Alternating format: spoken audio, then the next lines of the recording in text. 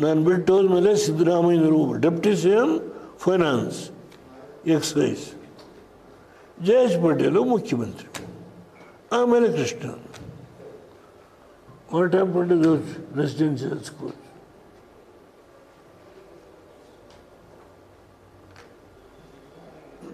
ನಾಯಕ್ ಸಮಾಜದವರಿಗೆ ರಿಸರ್ವೇಷನ್ ತಗೊಂಡು ಬಂದಿದ್ದು ಯಾರು?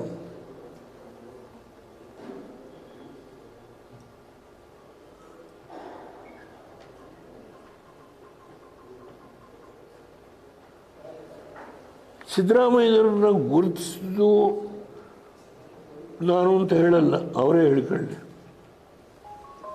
ಅವರಿಗೆ ಬಿಡ್ತೀನಿ. ನನ್ನ ಬಗ್ಗೆ ಅವರೆಷ್ಟು ಬೇಕಾದ್ರೂ ಕಟ್ಟಿಡುವ ಮಾತಾಡಲಿ. ಅವ್ರ ಮೊದಲನೇ ಮಗ ತೀರೋದಾಗ ಅವ್ರ ಮನೆಗೆ ಹೋದೆ ನಾನು. ನಿನ್ನ ಎರಡನೇ ಮಗ ಡಾಕ್ಟ್ರ್ ಆಗಿದ್ದಾನೆ, ರಾಜಕೀಯ ತೊಗೊಂಬ ಅಂತ. ಅವರೊಂದು ಪ್ರಶ್ನೆ ಕೇಳಿದರು, ಈ ವಯಸ್ಸಿನಲ್ಲಿ ನೀವು ಎಷ್ಟು ದುಡಿತೀರಿ ಸರ್? ಏನು ಮಾಡಲಪ್ಪ, ನಿಮ್ಮಂಥರೆಲ್ಲ ಹೊರಗೋದ್ಮೇಲೆ ಈ ಪಕ್ಷ ಉಳಿಸ್ಬೇಕಲ್ಲ, ಅದಕ್ಕೆ ದುಡಿತೀನಪ್ಪ ಅಂತ ಹೇಳಿದ್ರು. ಈ ಅಹಿಂದಯ್ಯ ಯಾರು ಯಾವ ಲೇಬಲ್ ಇಟ್ಕೊಂಡು ಮಾಡ್ತೀವಿ? ಹೌದು, ನೀವು ಅವ್ರ ಬಗ್ಗೆ ತುಂಬ ಅಭಿಮಾನ ಇದೆ.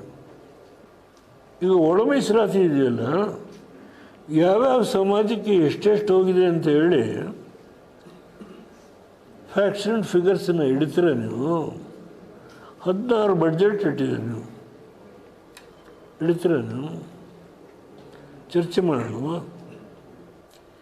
ನೀವು ಬಾಗಲಕೋಟೆಯಲ್ಲಿ ನಿಂತ್ರಿ, ಕೋಲಾರದಲ್ಲಿ ನಿಲ್ಲಬೇಕು, ಬಾಗಲಕೋಟೆಯಲ್ಲಿ ನಿಲ್ಲಬೇಕು, ಬಾದಾಮಿ ಸಾರಿ. ತುಂಬ ತಮಗೆ ಧನ್ಯವಾದಗಳು ಸರ್.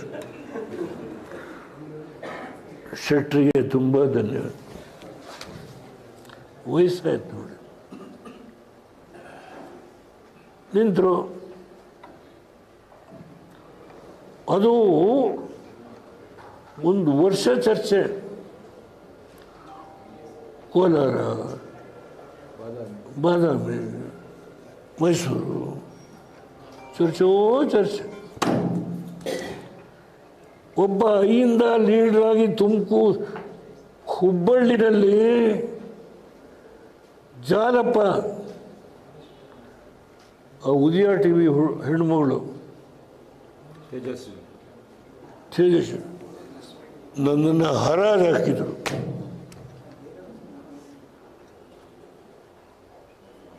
ಅದೆಲ್ಲ ಆದಮೇಲೆ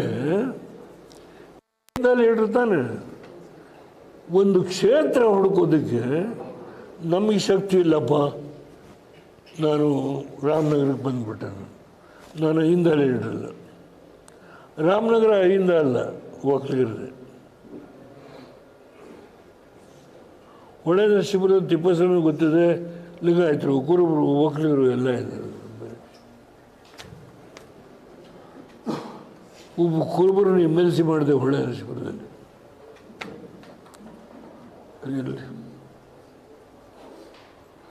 ಮೈಸೂರಲ್ಲಿ ಚಿಕ್ಕಮಾದನ MLC ಮಾಡಿದೆ.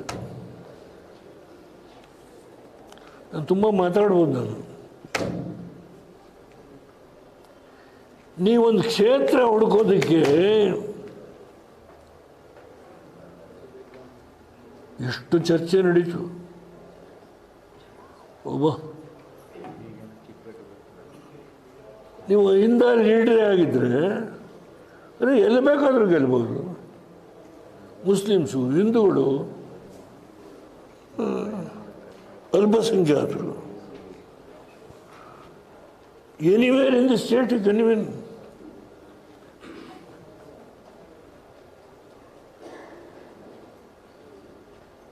Why you have selected your son to vacate and to contest?